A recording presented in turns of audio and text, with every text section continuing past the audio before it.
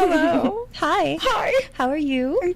Good. How are you? I'm good. Good. Welcome to episode 3. Oh my gosh. Woohoo. Chapters 11 through 15, man. We've got a lot to We have uncover. a lot to unpack here. First, coffee. Or in my case, some chai tea. Because, you know, Yeah. the cereal spills some tea. Yes. So, our pre-workout, we are starting with a coffee shop called Saints. Yep. In Studio City. Mm-hmm. Fairly new coffee shop, small business. Yep. They have like all these sandwiches. They have a bunch of food too. I googled that menu, and It looks so good. I wish I hadn't eaten, and then I would have Right? said just to pick something up there because everything looks so good. It looked fantastic. Yeah. I was very bummed I ate too. So, anyways, I'm so glad I tried it. But I also loved the name because it kind of reminded me of where we are in this book. Like with Yeah. Tamlin, like, is he a saint or is he a sinner? Like, you don't Right. know. Very true. I know. So when I was like, what do we want? I was like, oh, it has to be that. Yeah. 'Cause it, So like, what did ties you in. get? All right. Well, I got the chai tea latte. Uh-huh. Because I love the phrase spilling the tea. Because I'm old. And that is your humor. And that is my humor. But yeah, and the cereal spills some tea when a little later on when we talk about that. It is a thing. And I really loved the idea of sipping tea and hanging out. And normally I get more coffee-based stuff, but today I decided to switch it up. Right. What did you get? I got, what is it called? Chagachino? Chagachino. Chagachino or something like that. And it's with chaga mushroom. It's usually mixed with like other sweeteners, cacao powder. And apparently it's a little bit healthier because it's not as much caffeine, I guess, as opposed to your regular coffee, or at least that's what Google said. The Google. And yeah, I don't really have a reason to connect with the book why I chose this one today other than that it sounded really cool. I love that. And Yeah. I do love mushroom coffee. I've been It is drinking really it for a good. while and it's like tastes so good. Yeah. Yeah. Totally. All right, so should we dive in? Yeah. Because I feel There's like a we lot. have to. Yeah. Okay. Chapters Holy- 11 through 15. Yes. Which doesn't seem like a lot, but Oh my we God. uncover a lot here, so So many things. where do we start? Well, we have to pick up when Feyre thinks she sees her father out in the garden. And she decides to throw on all her clothes because she's like, I'm not bringing a pack because it's Yeah. going to drag me down. And then she goes out into the garden to go see him. And Tamlin appears behind her and asks her if she's going somewhere. Yeah. And she's like, well, my dad's right there. And he goes, turn around. And it wasn't there. Bo and some arrows were there. And then it transformed into a rucksack. And then it transformed into Nesta and Elaine. And then it transformed back into her dad. And she's like, what is this? Right. And you find out it's something called a puka. So this puka essentially feeds you your deepest desires, and that's how it lures you in, because then once it does that, it kills you. Lovely. Just like sirens, just like some other things in other fantasy worlds, Yep. which reminded me a lot of Harry Potter, actually. Yeah. But I know. We digress. We could talk about Harry Potter all day, too, Right. guys. so yeah, it goes ahead and kills you by luring you with your deepest desires. Yep. And I love that Tamlin says that's not even the scariest thing out there. Like, oh no, it's not gonna, it's gonna slowly devour you. Right. But it's not the scariest thing in Right. these woods. Right. Cute. Great. I don't even want to know what else there is.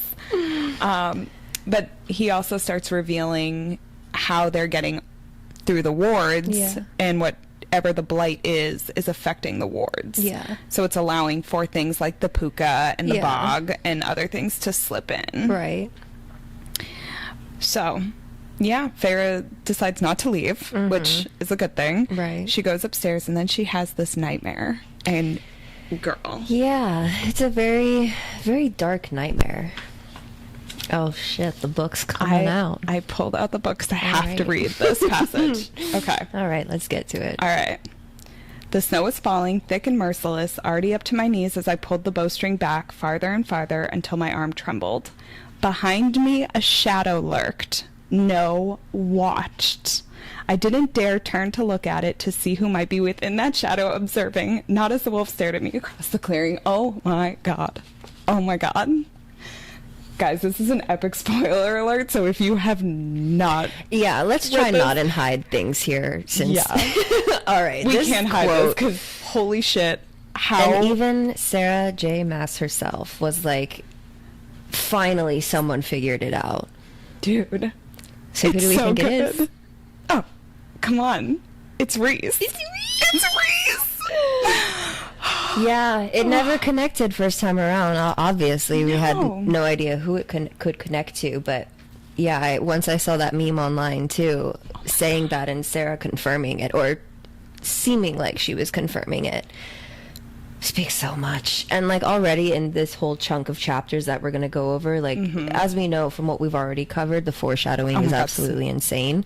It's just even more now, and then I think this is the biggest Yeah. so far what we've gone to be like, here we go. I don't really know how to explain it, but you know, Well, it's we just could there. explain it, but we'd tell you everything about this rest Yeah, of the then book, there's no and then point you to finish this. no. So we're not going to do that. So you have to get this book and you have to read so that you can figure out what it is too. But Right. yeah, I read that this time around and I was like, oh my god, this is it. This is That's it. This is what I crazy. saw. Yeah.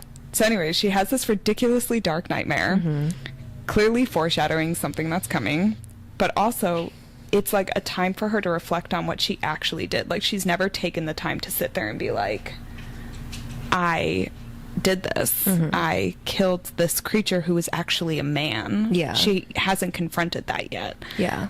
So this is the first time that she kind of feels some regret Right. and some guilt over her actions. Definitely, like, internally, too, because she does say she's sorry to, like, Lucian and Tamlin and everything, which we covered in the previous chapters.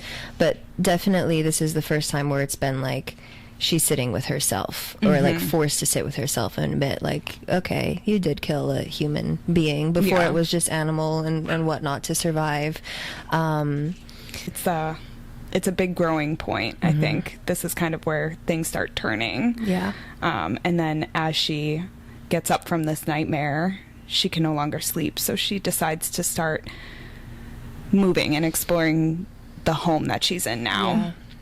And she describes, like, she's making a crude map is how she describes it, because she's illiterate, so she doesn't know how to write things down. So she's drawing, like, X's and O's and To mark things. windows and doors Yeah. and whatnot. Yep.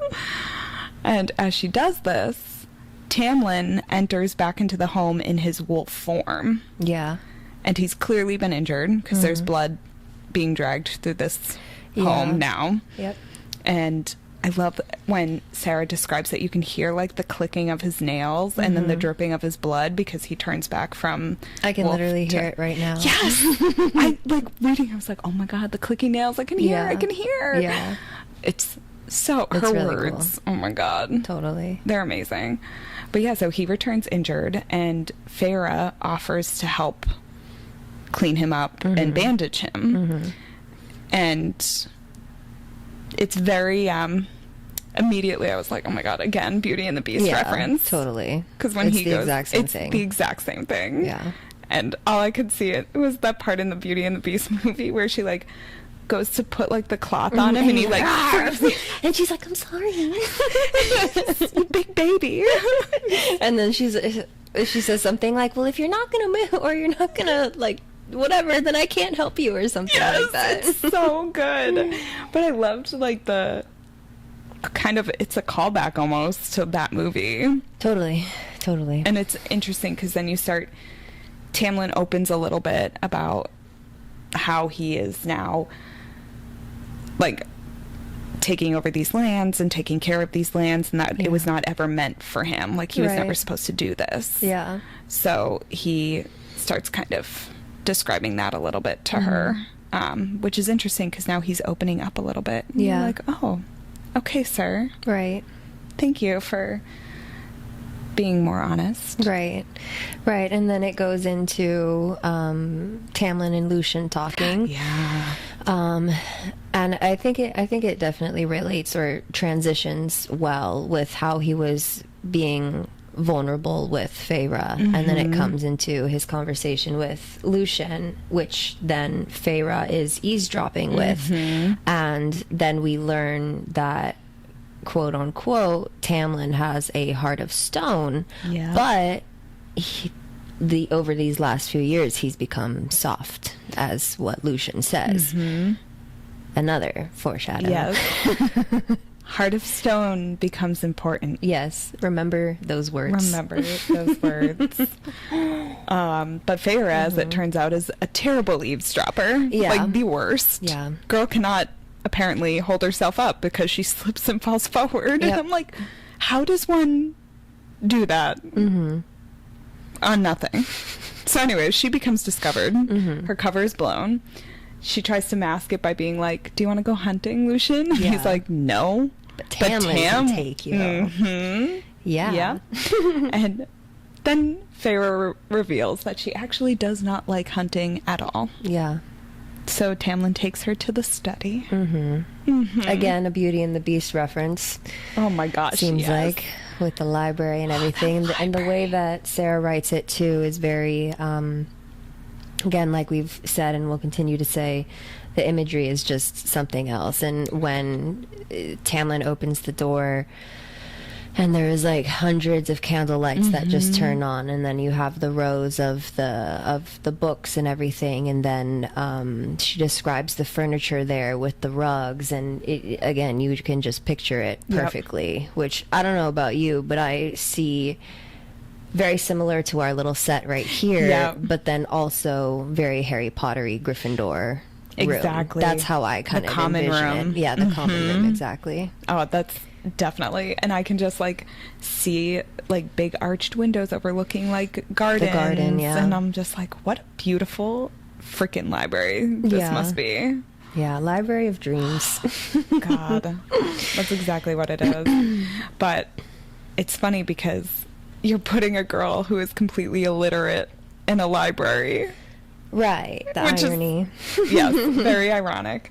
But Feyre takes advantage of all the books, and she decides to try and craft a letter to her family to warn them about everything. Yep, about the blight and the sickness, how it is eventually moving into the mortal worlds or mortal lands, and if they can save themselves in some way to do so and whatnot. Again, just showing how she's constantly thinking about other people rather than herself, maybe at that moment. Yeah. I mean, like, I get it. But I'm like, this girl does not think about herself at all. Like, even a little bit. It's always about them. Yeah. Even when she is not even close to them. Even when she's been told repeatedly that they've been taken care of. Because Tamlin even said they are being fed. They are being clothed. They're fine. Yeah. And she can't let it go. Right. And it must be really hard to have spent like the last 8 years of your life trying to live up to an oath, and then all of a sudden you have no ability to do it anymore. What do you do with your life after you have been doing one thing for so long and now you have to focus on yourself? What do you do? Right. And that's what she's trying to figure out. And it's interesting to think about because I do like what Tamlin says in the case where Feyre's talking to him and she tells him that because she left the family and now she's where she is now, she had to essentially break her oath to her mother. And I think that's the first time that she opens up to him about that specifically. And he tells her, you know, you didn't break the oath because you're here, you fulfilled it. Because what they have now is protection, is food, a roof over their heads, you know, all that kind of stuff. And I thought that was a very comforting thing for him to say for Feyre in that moment. Yeah. Unexpected for him to say that too. Yeah. Like for him to keep showing her this support, you're kind of just like, he's getting better at the game. yeah, his compliments are improving from Thank you. I think before he was saying you showered. You Right, look nice. right. You look Your clean. hair looks better. Now it's legitimate support. Now it's actual support. Yeah. But yeah, so she is trying to craft this letter. She takes a minute to go, like, she's writing down all these freaking words that she has no idea what they mean, and takes a break and goes for a walk and finds this mural. And it basically tells the story of Prythian. Yeah. Which is all coming from a cauldron. Right. So they describe like slender female hands holding a cauldron, and the cauldron is poured into this void. Right.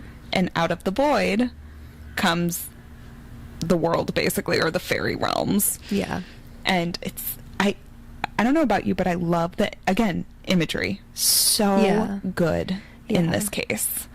Like, they're describing everything from like when the lands were just fairy and there was no human, and then the battlefield, and she says she can feel like she's walking on the blood of the field. And I'm like, oh, right, like, that's intense.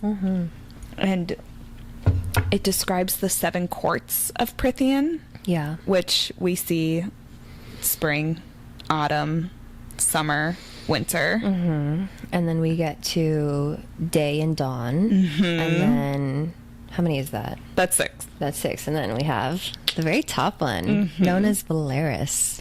Well, the night court, Yeah, with the night court, Valeris is like its own. It really is. It really just, if I could live in one place, right, it would be there. Absolutely. Oh my God. But I love the way that they describe night court as like, she sees like eyes peering out in the night, and it's like giving her goosebumps and like chills, and it's like this terrible vicious thing. And knowing what I know now, I'm just like, dude. That and just what I was thinking about was that she's looking at Valeris on the map, the night court, everything, and her body's reacting a certain way. Ooh. And she obviously doesn't know this, but her body is reacting in a way where it's like, again, the foreshadowing is just crazy. Yeah. But also looking back on it, seeing like, you know, I don't know, it's just your body knows before you know. I feel such like a good point. Yeah, I love that you said that, though. I wonder how she felt in that moment, feeling that within her body. Like, was it a good feeling? Was it a scary feeling? Yeah, because she doesn't say. It doesn't necessarily say that too much. It just says it's this feeling she got. And the goosebumps were there, but there's no like, it was a bad. Yeah, you're right. Dun, dun, dun. I love that. Oh my God, something to think about. But then going back to this mural, this crazy mural, in the middle, she says that she would have like moved on to go look at other things, because there was nothing to see in the human realm, because it wasn't depicted, but there were like other fairy islands and worlds. And she said that instead of going to look, her eye was drawn to the center, which there was a snowy mountain peak or mountain range, and there was a peak that was bald of life and bald of snow. And you're just like, what is this peak? Right. And that's pretty much all the description you get of this like one center mountain. Totally. And eventually you find out more to come, what that actually is. But she said that's where it looks like the cauldron was poured onto. Yeah. Was that center point. Yeah, absolutely. But oh my God. It's so crazy. This damn cauldron. Oh God, the cauldron. But yeah, so then she goes back and tries to do more of her writing, and Tamlin comes in and offers to help. And it's interesting to watch her get so defensive over Tamlin versus how she feels towards Lucian. Like, she doesn't have as much animosity towards him as she does towards Tamlin. Yeah. You know? I could understand it. Oh, yeah. Absolutely. She definitely feels more comfortable with Lucian, and I think the banter between them two only helps it and whatnot, and feeds into that comfortability with their relationship. Yeah. And she even says that Tamlin's not real. She's like, I don't know who you are. Yeah. And Lucian has been very straightforward about not necessarily who he is, but how he feels. Yeah. Especially how he feels towards her. Yeah. And I feel like that's such an important thing, because if someone's being honest about their feelings towards you, that's almost as important as being honest about all the other shit. Right. like, you have to know that stuff. Exactly. But yeah, so she doesn't want the help, doesn't accept the help, but she still wants to find answers to hopefully somehow warn her family. Right. So she crafts a plan. This crafty girl who can't read or write still is very good with plans. And she goes to Lucian and asks him, in not so many words, how to trap a cereal. Right. And I love that Lucian knows exactly what she's doing, but he plays along with it. And he tells her everything. Yeah. The whole shebang on how to do it. And then gives her a knife. Yep. And says, when she asks what he'll be doing, he goes, well, I might be going hunting in that general area. Right. So, like, I'll be there in case you need help. Exactly. Which is, it's interesting that he sends her out there and that he lets her go. Yeah. Well, like she says, too, is like, one, since their understanding is that fairies can't lie, that what he's telling her is mostly the truth, because even though they can't lie, they can still kind of manipulate the truth in a way or not reveal everything. So she's definitely going in the situation very wary, but also knowing that there is some truth to it, and probably that provides her comfort as she's going out, but then also being like, well, you know, Lucian, this could just be a trap for me to get myself killed, and Lucian will get gets what he wants. Wow, words. I know. They're tough today. Because he, you know, hates her in the end, as we think right now. Yeah. So yeah, it's definitely interesting how he just kind of slips her the little knife and lets her go off, tells her how to do it, and it's crazy. Yeah. Yeah, and it's the fact that he trusts her enough with a knife to not kill him. Right. Like, he's giving her a knife, but she has free range with this knife. Yeah. Like, she could do whatever she wants to. Right. But he's trusting her enough to be like, well, hopefully she won't use it against me, and we'll take it and use it in need. And thankfully the knife does come in handy, as we find out. Yeah. But yeah, so Farrah takes all that advice, and she goes and tracks down the Suriel, who becomes one of my favorite characters ever. Totally. Oh my god. Totally. What a game changer that character became for me. For real. But I love the idea of her setting up a trap, just how she would when she was like hunting on her own. It all of a sudden she's doing something she knows and is very familiar with. Yeah. Even though she hates it. Yes. Even though she hates it, she'll do it for this reason. Yeah. So then the cereal then reveals some freaking tea. Oh my god. On a lot. And we learned that Tamlin is a High Lord. And that there are multiple High Lords. And then he says a quote that is prominent throughout the rest of the series. Do you want to read it? Yeah. We're taking out the book again. Guys, these quotes have to be honored. Yes. Okay. Bear with us a second. Bear with me while I make sure I get the proper quote.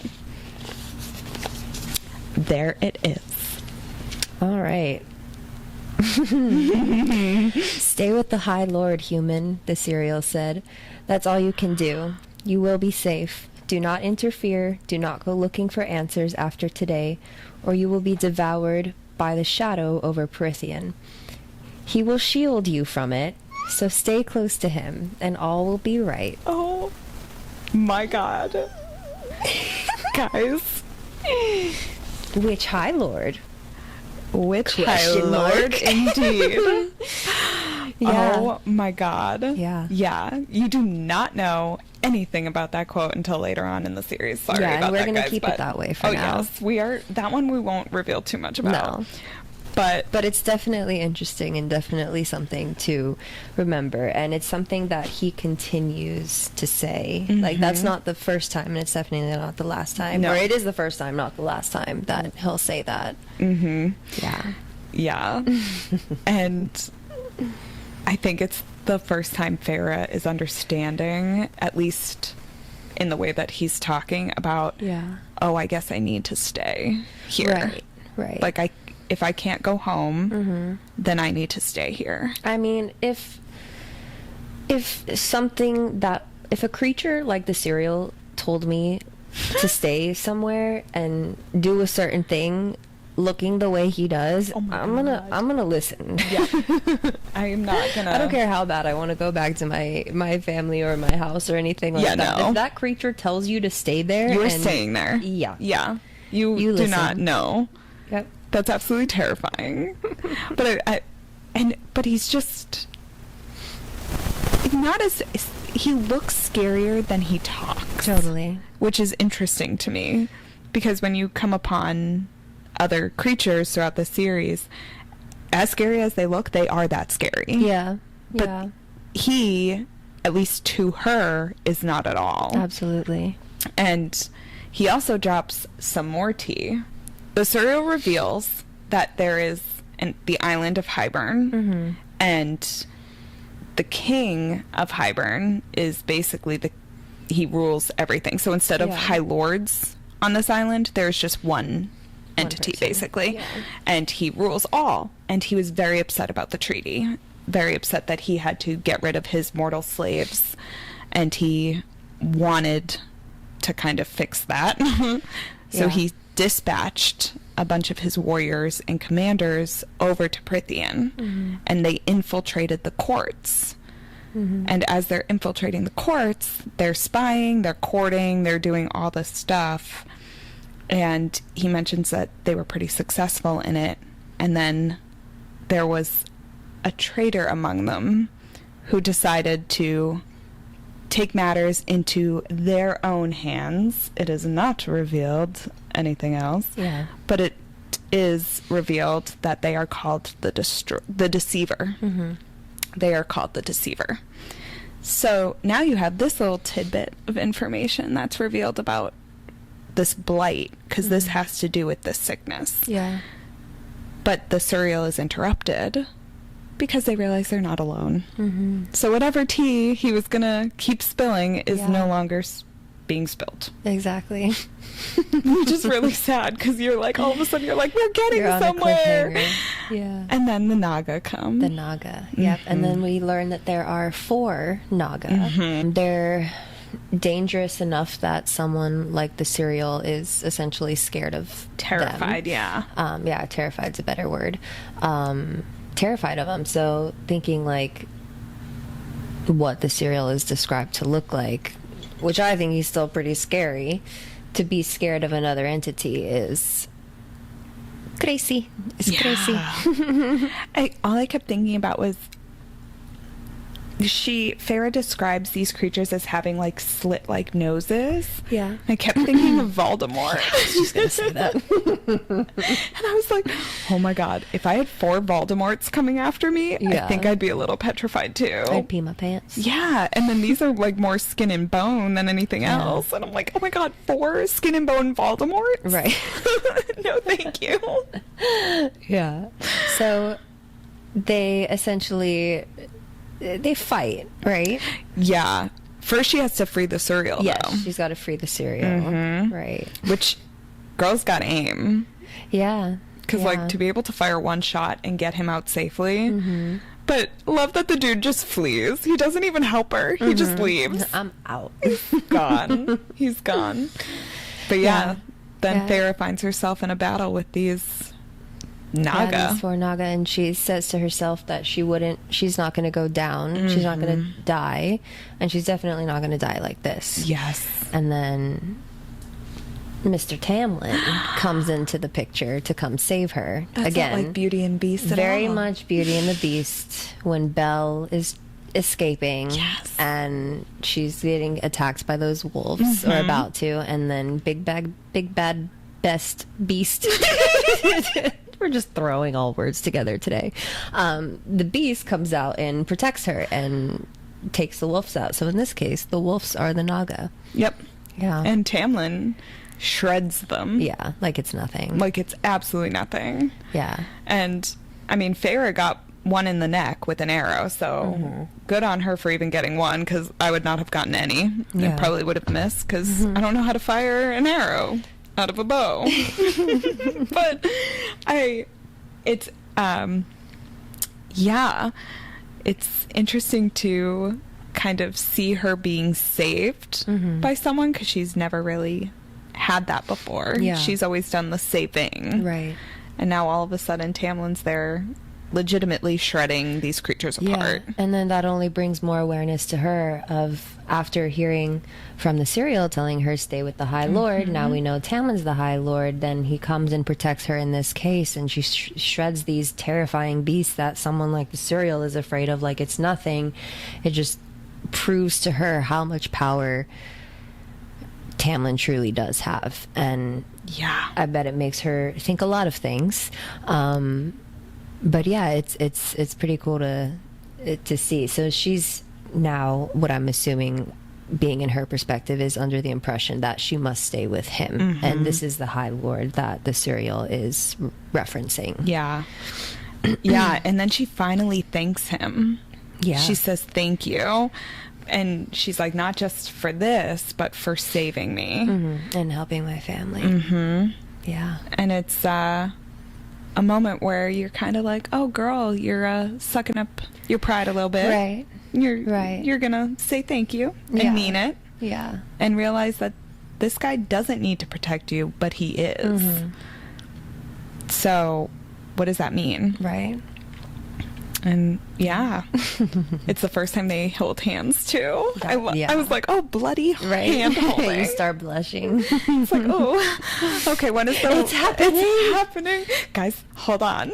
It's like the meme of The Office where Michael's like, all right, stay calm. Stay fucking calm. It's happening. Yeah, that's in my brain. Do I'm they like, all become right. lovers? ? Is what you start asking yourself. So, all right, well, now that we've recapped all this, Yeah. I have a question for you. Okay. When you are training both yourself and I guess your clients too, what do you do when you get to a point where you want to like give up, when there's nothing, when you feel like there's nothing you can do? Because like in that moment when Feyre is saying not like this, and she's fighting, what do you do when you get to a point where you're like, I can't do this anymore? How do you get yourself out of that? In terms of the gym or in terms of life? You can do both, but I guess in this case, maybe fitness more. Okay. So I'll say it in the way like this. Let's say I've been training for X amount of time and I have a certain short-term goal in mind. Obviously long-term goal, but let's consider short-term right now. And I feel like I'm not getting any progress in the gym. Either I'm not pushing heavier weight than what I'd want, targeting a certain rep range that I would want, or even range of motion or something like that. Or it can go even as bigger as like I'm not losing the weight that I want, or I'm not gaining the weight that I want. When I feel like I'm not doing it right, or nothing's working or anything like that, the biggest thing I tell myself is, one, it's part of the process, and two, trust that process. So I feel like, especially with fitness, we imagine that things are going to happen the easiest of ways and right away. I mean, that's essentially what we want anyways, right? So one thing I tell myself and my clients too is this journey is not linear. As much as we want it to be, and just like everything else in life too, it's never going to be uphill all the way straight all the way or downhill all the way. You know, you're going to have your ups and downs, and that is a part of life, and it's a part of the process. And I saw this quote one time saying that I'm going to completely butcher the quote, so bear with me. Sorry. But it was along the lines saying that valleys aren't valleys without their peaks, and peaks aren't peaks without their valleys. And they each need each other. And two, both will not exist without each other. And that's something that I think definitely goes well with so many things in life, but especially fitness too, you know. So when I feel discouraged or when I feel hopeless in whatever case that I do, it's just always okay. If today's a shitty day, shit lift or anything like that, it is what it is. At least we got some movement in. We tried and we showed up, and that's all that matters. And then next time will be better. Next time will be better. And if next time is better, then there you go. And then if not, tell yourself the same thing, but maybe there could be other things to reassess, you know. So for example, if you're continuously going to the gym, putting in the effort, and you're not seeing a weight drop how you want, and you're in a caloric deficit or anything like that, and it just really feels like a true caloric deficit, and sticking to it with the right cardio, the right training, everything like that, you're doing everything right to the T, but something is still not working, then it's like, okay, words and wishing can only take you so far. Maybe there's something else that you need to assess. So in that situation, if a client came to me telling me that, and we were noticing that they're not getting this certain drop that they should be getting, okay, first thing I'd have you do is go get blood work done. You know, let's check your thyroid levels, let's check your cholesterol, let's check all of that, see if there is really another factor that is negatively impacting that. And then if we find an answer there we go. Then it's like, okay, now we can start working up because we know what the root issue is. So if something isn't working for you, and you've been trying and doing the true right things that you need to be doing, and it's still not working, there could be other things that you can assess and, you know, go ahead and do that. But essentially, trust the process, and it's all a part of the process. You know, you're going to have shit days regardless. You're going to have good days regardless. Best thing that I can tell you to do for those shit days is accept it, sit in it, but don't dwell. You know, I think definitely, excuse me, there's a difference between sitting and how you're feeling when it comes to this shit day or shit workout or whatever, and really just letting yourself feel those negative emotions and notice how it's affecting you. You know, throw that little pity party for yourself if you need, but put a time cap on it. You know, don't let it dwell. Don't dwell, and don't let it ruin the rest of your day, you know, because we all, as we know, our time is precious here. Even though it's very hard to forget, but definitely, you know, don't dwell on little things like that, and tomorrow's a new day sort of situation. So that would be my 2 cents. Love that. That's so articulate. You said that so well.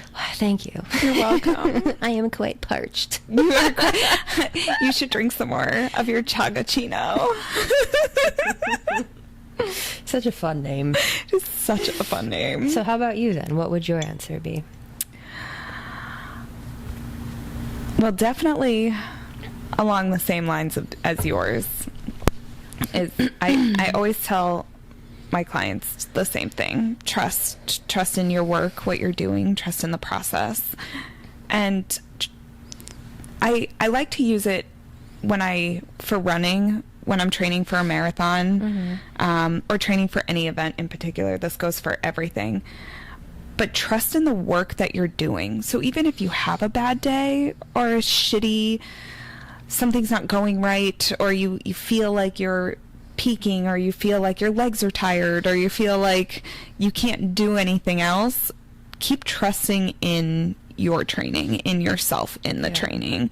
I know for me with marathon training, it gets so hard. Marathon training is the hardest thing I've ever done in my life, and there gets to be a point when you're like halfway through your training cycle, personally where I feel like there's no point to doing it anymore. Yeah. And I don't want to do it. I am miserable.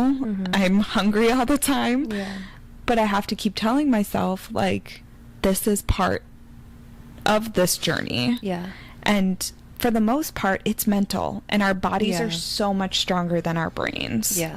And that's another thing I've learned through 6 marathons, is my body is so much stronger than my brain is. Because by mile 18 of a marathon, I'm done. Like, my brain immediately says you're done. Yeah. Like, it's without fail. Every time I hit mile 18, I get that voice in my head that says, we can't do this. Yeah. And it is a literal battle, a mental battle to finish those 8.2 miles. And it's interesting what happens mentally when you have to do that. And the things you start telling yourself, which is why I loved so much when Farrah was saying, not like this, not like this. And that was her mantra. Yeah. Because everyone always has a mantra when they run.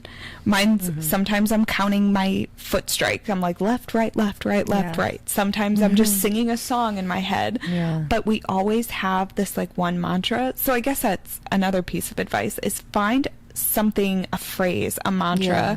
that you can just post anywhere, above your mirror, like, or on your phone. Or just continue to say to yourself. Yes, or just continue to say to yourself. Yeah. And make it mean something to you. Make it personal enough that when you say it, you flip that switch. Yeah. Because that's, I love that.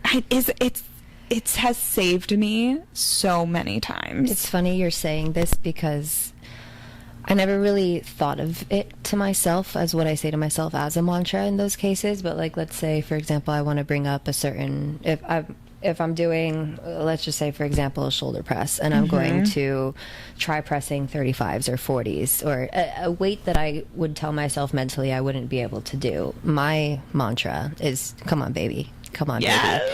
And you explaining right now, have it meaning something to you, I never really thought of before until you saying it. I'm thinking right now is like what I tell my clients when they're struggling in their reps. They're like, come on, you got it. Come on, you got it. It's easier. Come on, baby, let's go. Yeah. So I envision that voice telling me, come on, baby, is the trainer version of me. You got it. I love Keep that. fucking going, you know? I've been using one lately, something that I've been feeling is powerful. And so when I run, I just keep saying, I am powerful. I am powerful. And every time I feel like I can't do something, like today I was on a run and it was, God, I was like dying by like the 3rd mile. I was like, I'm done. And then I kept going, I am powerful. I am powerful. I am powerful. And it works, man. Yeah. So yeah, I think I would just, The words either make or break you. Yes. Really. And I think that's another important thing too, is your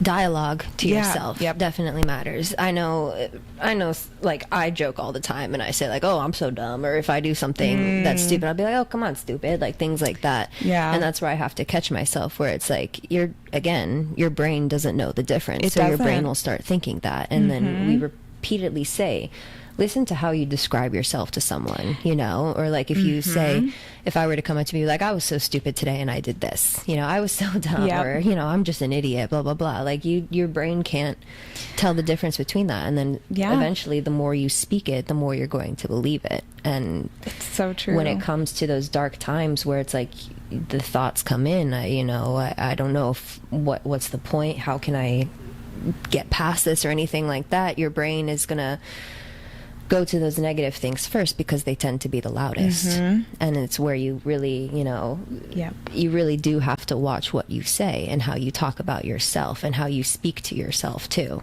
Yeah. I was asked once by a therapist, they said, would you ever tell your best friend the things you tell yourself? And it was so true, because it was when I was very big in my eating disorder brain, and she was like, would you ever tell your best friend the things you say to yourself? And I was like, I would tell no one the things I say to myself. I would never, ever, ever say the things that I say to myself to anyone else. And that really struck me, because I was like, why am I saying this to myself then? Right. I don't want to be doing that anymore. It hurts me, doesn't help me. So that's when you switch, and you have to start learning how to say affirmations, and you have to start thinking positively, because your brain doesn't know the difference. Right. And the best tool someone gave me was, even if you don't believe it, you can say, I am choosing to believe. Yeah. I am this. Rather than trying to force your brain to believe something you might not yet believe, say, I am choosing to believe. Yeah. And make that choice. But, oh my God, I love this. I feel so, like, uplifted. Oh my gosh. Inspired. Well, on an inspired note, what was your rose and thorn for this week? You know, I have 2 roses. First rose would have to be what it must have been like for Feyre to see Tamlin's study when all the candle lights came on, and it's just the rows of books and the furniture. And I don't know about you, but I'm a huge interior design fan. Absolutely love it. Yeah. So being able to come up with that vision in your mind, and it felt like, as you were reading, him opening the doors for her, that it was also opening up for you, and you got to experience what she was experiencing, and all the lights were coming on, and this it was so theatrical. Yep. Second rose would be meeting the cereal. Simply because of what we know in the future. He, as we talked about, you know, he becomes one of my favorite characters.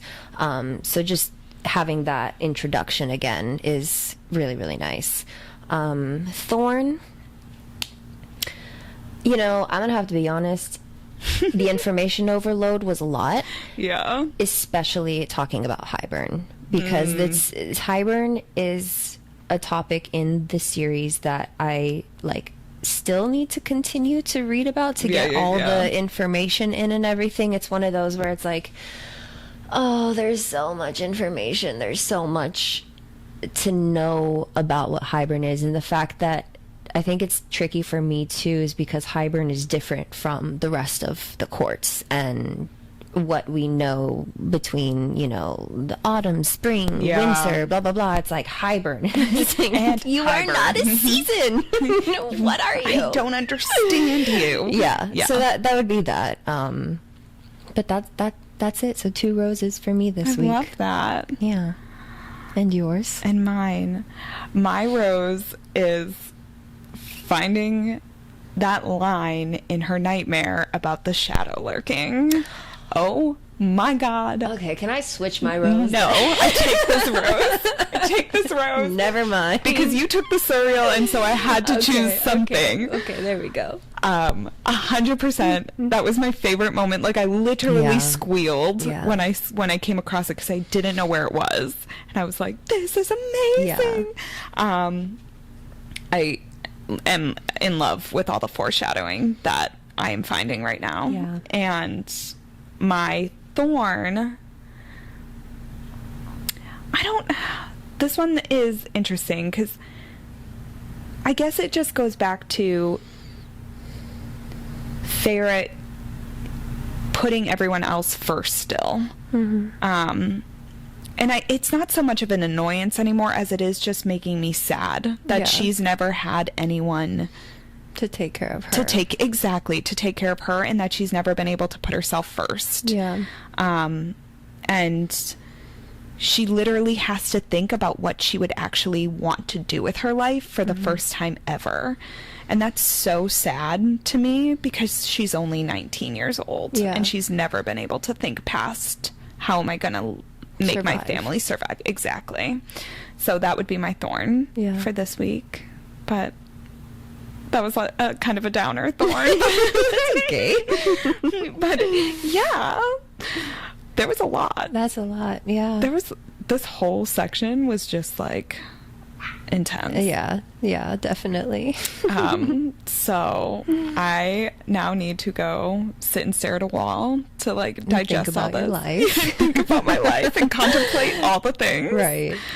But yeah, this was great. It was really great. Yeah, we're almost halfway through the book. I did not realize that this would be this We're fast. flying by. We really are. Oh my God, we can't wait to... We're getting to the juicy. Oh, I can't. That is fact. Guys, I can't wait. Yeah. All right, girl. Well, We had fun. Yeah. And we'll see you guys next week. We'll see you next week. Next week. Bye. Bye.